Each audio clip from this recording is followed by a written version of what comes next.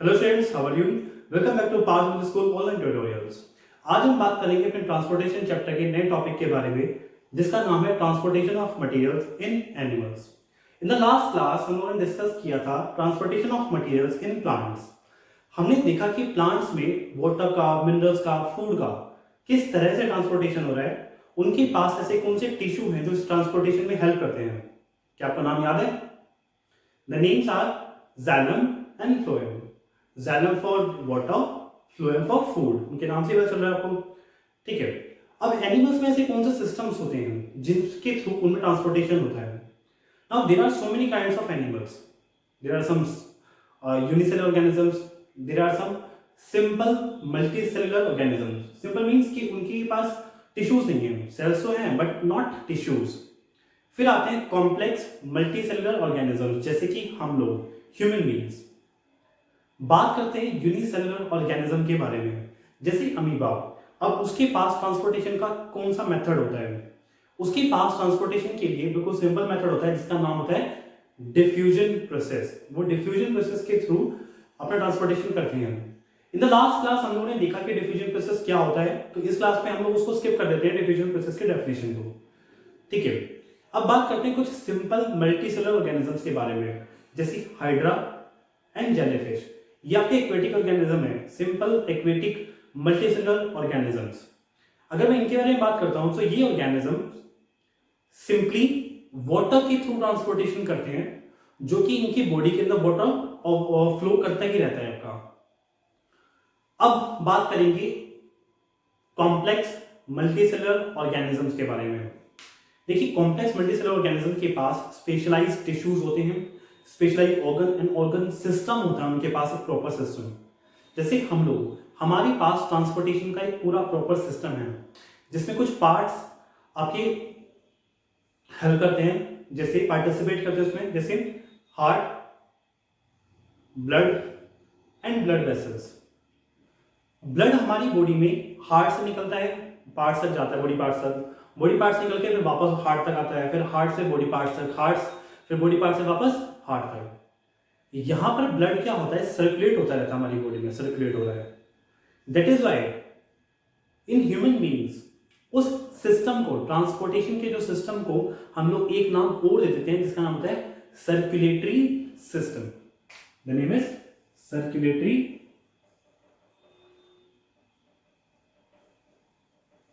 system. In human beings, there are three parts of circulatory system. The first one is heart, the second one is blood, and the last one is blood vessels. Okay, चलो तीनों चीजें हो गई। ये जैसे हमारे घर में सिस्टम होता है, पानी का सिस्टम जो होता है, ये कुछ कुछ उसी तरह से है। हमारे घर पे मोटर होती है, वो हार्ट है पंपिंग के लिए। सेकंड, पाइप्स, ब्लड वेसल्स हैं। थर्ड, उस पाइप के अंदर जो वाटर फ्लो करता है, वैसे ही हमारी बॉडी के अंदर क्या फ्लो करता है, ब्लड फ्लो करता है। अब हम सबसे पहले बात करेंगे इसी ब्लड के बारे में। चलिए, ब्लड क्या चीज होती है, व्हाट इज ब्लड? क्या कोई बताएगा आप में से व्हाट इज ब्लड? ओके, अगर मैं ब्लड के बारे में बात करता हूं, so blood is a connective tissue. ये टिश्यू है, फ्लूइड कनेक्टिव टिश्यू है, जो कि हमारी बॉडी पार्ट्स को कनेक्ट करता है। किसके थ्रू? अपनी सेल्स के थ्रू, मिनरल्स के थ्रू ट्रांसपोर्टेशन काम करता है, इसीलिए वैसे क्या बोलते हैं, कनेक्टिव टिश्यू। नाउ देखा जाए तो हमारी बॉडी में एक एवरेज एडल्ट ह्यूमन बीइंग में जो ब्लड होता है वो कितना होता है, 4 to 5 लीटर ब्लड होता है। ओके, बात करते हैं ब्लड की कंपोजिशन के बारे में। वैसे क्या बता सकते हैं कि ब्लड के फंक्शन क्या होते हैं हमारी बॉडी में, मतलब कि ब्लड क्या काम करता है। अगर मैं ब्लड के फंक्शन देखता हूं तो सबसे पहला फंक्शन होता है इसका, to transport food particles. Transport food, जो हम डाइजेस्टेड फूड होता है हमारा, वो स्मॉल इंटेस्टाइन से बाकी बॉडी पार्ट्स तक कैसे रीच होता है, कैसे पहुंचता है, थ्रू ब्लड। सिर्फ और सिर्फ फूड ही नहीं, हमारी बॉडी सेल से फिर वापस जो वेस्ट होता है वो ब्लड लेता है और किडनी तक फिर वापस पहुंचा देता है, ताकि उसे रिमूव कर सके liquid waste. So transport waste waste material भी होती है ब्लड के अंदर, फूड हो गया, वेस्ट हो गया, साथ साथ इसके पास क्या होती हैं, सेल्स होती हैं, जिसके बारे में भी हम डिस्कस करेंगे, जैसे आरबीसी, डब्ल्यूबीसी, प्लेटलेट्स। अब हर ऑक्सीजन का ट्रांसपोर्टेशन, जैसे इट ट्रांसपोर्ट ऑक्सीजन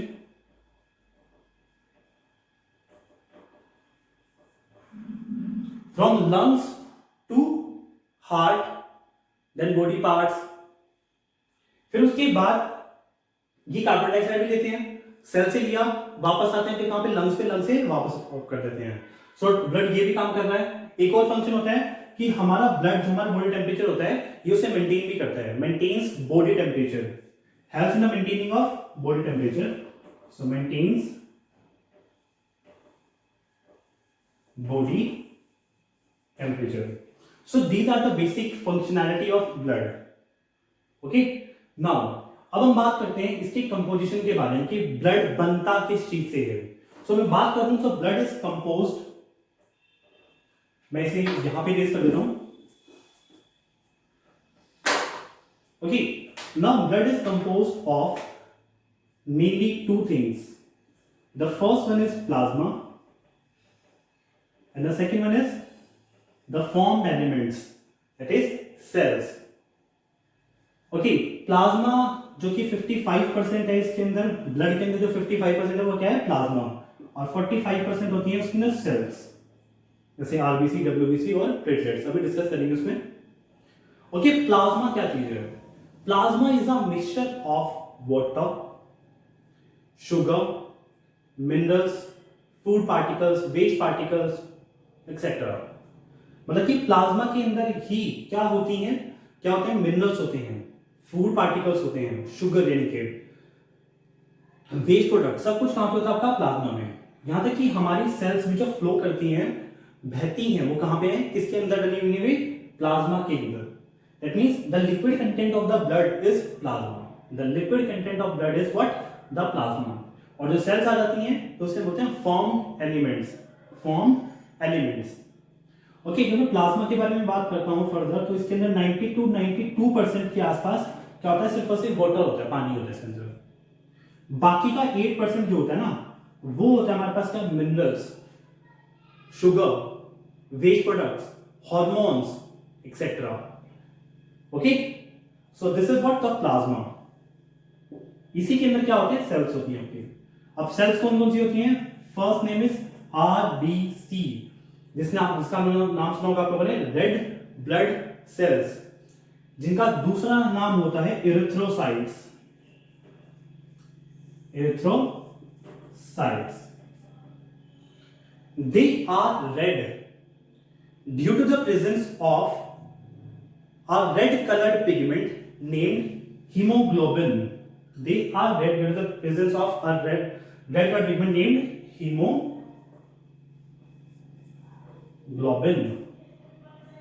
ये hemoglobin क्या करता है? ट्रांसपोर्टेशन करता है किसका? ऑक्सीजन का एंड कार्बन डाइऑक्साइड का। Oxygen reacts with hemoglobin or combines with hemoglobin and forms oxyhemoglobin.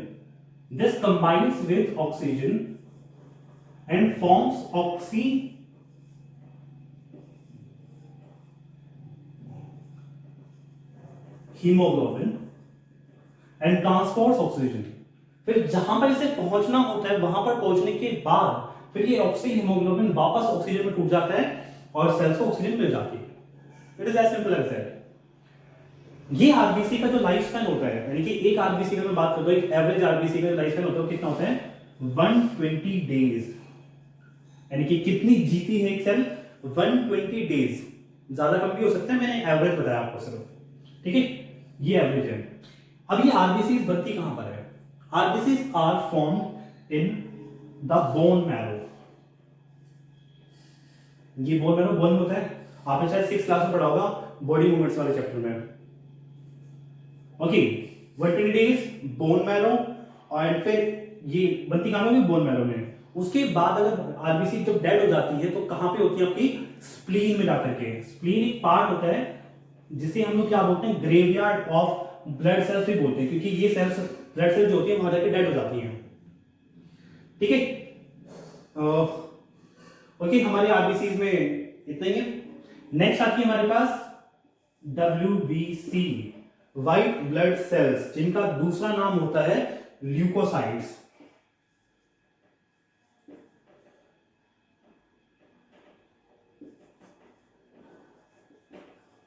Leukocytes, okay. White blood cells का कलर होता है कलरलेस, ना कि व्हाइट, इसके नाम पे बचा रहा है, इसका कलर जो होता है कलरलेस होता है, ठीक है। देखिए आरबीसी हमारी बॉडी में सबसे छोटी सेल होती है, हमारी बॉडी में सबसे छोटी सेल का नाम क्या है? आरबीसी। कंपैरेटिवली डब्ल्यूबीसी काफी बड़ी होती है उसमें साइज में, ओके। डब्ल्यूबीसी के पास कोई ऐसी हीमोग्लोबिन वगैरह नहीं होता, तो ये ट्रांसपोर्टेशन नहीं करते हैं। जैसे आपके आरबीसी क्या करता, ऑक्सीजन और कार्बन डाइऑक्साइड ट्रांसपोर्टेशन करता था, बट हमारे डब्ल्यूबीसी वो ट्रांसपोर्टेशन नहीं करते। They are soldiers, they form what? Antibodies. ये हमारी बॉडी के लिए क्या करते हैं? एंटीबॉडी बनाते हैं। एंटीबॉडीज क्या होती है? जो कि जर्म्स, पैथोजन, बैक्टीरिया जो हमारी बॉडी में एंटर करते हैं, वायरस वगैरह, उनसे लड़ती हैं ये, जिससे हम सिंपली बोलते हैं इम्यूनिटी। जैसे भी कोरोना वायरस का अभी मौसम चल रहा है, तो उसमें इम्यूनिटी चाहिए हमारी बॉडी को। वो इम्यूनिटी का मतलब क्या है? एंटीबॉडीज। कि हमारी बॉडी क्या करती है? एंटीबॉडी बनाती है, जिससे कि फौरन जो पैथोजन जो हमें हार्म कर सकते हैं उनको किल किया जा सके, ठीक है। सो इनका मेन फंक्शन क्या होता है? To form antibodies to kill the foreign pathogens, जो कि हमें बीमार कर सकते हैं, ओके। एक आरबीसी का लाइफ स्पैन होता है 20 डेज के आसपास ऑन एवरेज। बनती आपकी बोन मैरो में है और स्प्लीन जाके डेड हो जाती है, ठीक है। The last one is the platelets.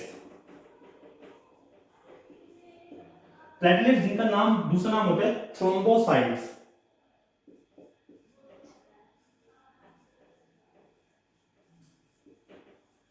Thrombocytes जिनका मेन फंक्शन होता है ब्लड क्लोटिंग। जैसे हमें कभी कभी चोट लग जाती है, तो चोट लगने के बाद उस पे आपने देखा हो कि वो कवर हो जाता है पूरा का पूरा, कुछ हल्का हल्का पोर्शन आ जाता है उस पे, जिससे हम क्या बोलते हैं?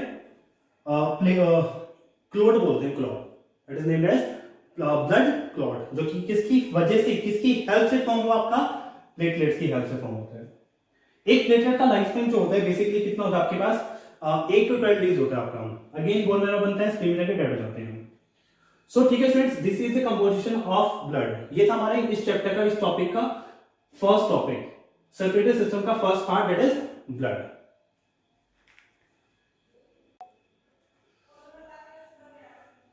ओके स्टूडेंट्स, अब डिस्कस करते हैं हमारे second part of blood vessels के बारे में, जिसका नाम, सॉरी, सर्कुलेटरी सिस्टम के बारे में, जिसका नाम है blood vessels. There are three kinds of blood vessels. The first one arteries, the second one veins, and the third one capillaries. Okay, इनके फंक्शंस को समझने के लिए, स्ट्रक्चर और फंक्शन को समझने के लिए अभी हम देखते हैं कैसे ये करते हैं काम अपने। चलो मैं यहां बनाता हूं हार्ट, मैं डायग्राम नहीं बना रहा, सिर्फ और सिर्फ लिख रहा हूं, okay. Heart, the body parts, and here I will write the lungs, okay। Arteries का फंक्शन समझते हैं सबसे पहले कि आर्टरीज का काम होता है to take the blood away from the heart. Arteries का मेन काम क्या है? कि हमेशा ब्लड को लेना और हार्ट से लेकर के जाना, बस इतना याद रखिए। The function of arteries is to take blood away from the heart, just इतनी सी डेफिनेशन याद रखिए, okay। As you can see here, the arteries are taking the blood from heart to different parts of the body.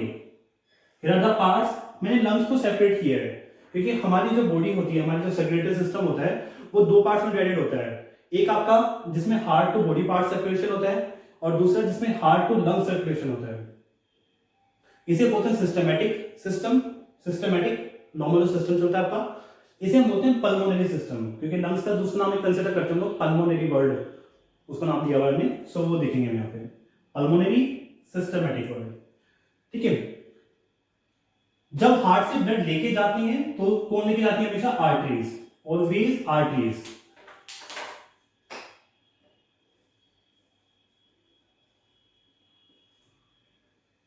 Same here, arteries. पर lungs के साथ हम क्या करते हैं कि एक्स्ट्रा वर्ड ऐड करते हैं जिसका नाम होता है पल्मोनरी वर्ड। तो जब भी लंग्स के बारे में बात चलेगी, आर्टरीज हो चाहे वेन्स हो चाहे कुछ भी हो, तो आप क्या वर्ड ऐड करेंगे इसके साथ? Pulmonary, that is pulmonary arteries. Okay, फिर लंग से और बॉडी पार्ट से वापस ब्लड को लेकर के आने का जो काम होता है वो किनका होता है? वेन्स का। Veins are the blood vessels that take blood towards the heart. Arteries क्या करती थी? Blood away from the heart था, और यहां पर टुवर्ड्स द हार्ट, ये ब्लड को वापस लेकर के आएंगे। ओके, ये वेन्स का काम है आपका। और फिर से वही वाली बात आ गई, अगर लंग्स का वर्ड ऐड है तो क्या है आपके पास? Pulmonary. It is as simple as that. देखिए, हार्ट के पास जो ब्लड है, अभी मैं मान के चलता हूं इनिशियली उसके पास कौन सा ब्लड है? ऑक्सीजनेटेड ब्लड है। ऑक्सीजनेटेड मींस उसके अंदर, उस ब्लड के अंदर ऑक्सीजन प्रेजेंट है अच्छी खासी अमाउंट में। हार्ट ये ऑक्सीजन रिच ब्लड किसको पहुंचाएगा? बॉडी पार्ट्स तक थ्रू आर्टरीज। यानी कि आर्टरीज फिलहाल हार्ट टू बॉडी पार्ट्स कौन सा ब्लड कैरी कर रही है? They are carrying oxygenated blood. मैं यहां लिख देता हूं ऊपर, ऑक्सीजनेटेड ब्लड। ओके, चलो बॉडी पार्ट्स के पास पहुंच गए। बॉडी पार्ट्स ने उस ऑक्सीजन को यूज करा, यूज करने के बाद अब वो बन गया है डी ऑक्सीजनेटेड ब्लड। अब उसके अंदर ऑक्सीजन नहीं है, या है भी तो बहुत कम है। अब उसके अंदर मेनली क्या है? कार्बन डाइऑक्साइड है। That means D oxygenated blood. अब ये बॉडी पार्ट्स उस डी ऑक्सीजनेटेड ब्लड को वापस हार्ट के पास भेज देंगे। किसके थ्रू? वेन्स के थ्रू।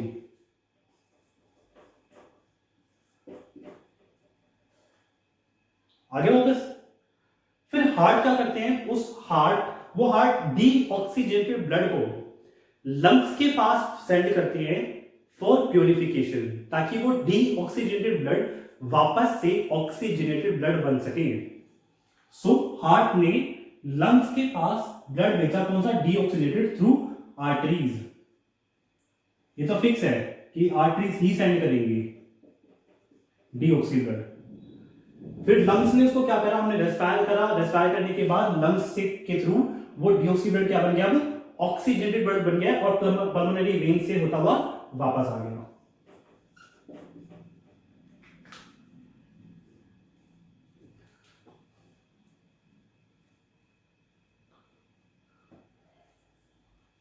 ओके, ठीक है। अब ये था इसका फंक्शन, किसका? आर्टरीज का और वेन्स का फंक्शन। अब कैपिलरी का फंक्शन समझते हैं। देखिए, कैपिलरी जो होती है काफी पतली होती है, आर्टरीज और वेन्स काफी मोटी होती हैं। आर्टरीज और वेन्स बॉडी के each and every part, each and every tissue या सेल तक नहीं पहुंच सकते, तो उनके बीच में मुझे क्या चाहिए? एक इंटरमीडिएट चाहिए जो क्या कर सके? आर्टरी से ब्लड ले, टिश्यू तक दे, फिर टिश्यू यूज करे, टिश्यू यूज करने के बाद वापस से किसी को दे, और वो किसी वापस वेन्स को दे, और ऐसे आपके पास। यानी कि आर्टरीज और वेन्स को कोई मुझे कनेक्शन के लिए चाहिए, कोई उनको कनेक्ट कर सके, जिनका नाम होता है कैपिलरीज, क्योंकि काफी पतली होती हैं और बॉडी की ईच एंड एवरी सेल और टिश्यू तक पहुंच जाती हैं। As you can see here, arteries ये आपके बॉडी पार्ट्स हैं आपके पास, टिश्यू या बॉडी पार्ट्स कुछ भी कह सकते हो, और ये वेन्स है। आर्टरीज से ब्लड लेते हैं कौन? कैपिलरीज, और कहां तक पहुंचाती है? ब्लड बॉडी पार्ट तक, ब्लड टिश्यू तक, सॉरी टिश्यूज तक। फिर टिश्यू से ब्लड लेते हैं और फिर वापस पहुंचा देती है किसके पास? वेन्स के पास। ये पूरा फंक्शन किसका है? कैपिलरी का। तो capillaries are the blood vessels that connects arteries and veins. ठीक है, capillaries are the blood vessels that connects arteries and veins, simply. अब आपसे क्वेश्चन पूछते हैं कि आर्टरीज और वेन्स दोनों में से वॉल किसकी थिक होगी, किसकी मोटी होगी? So the answer is arteries.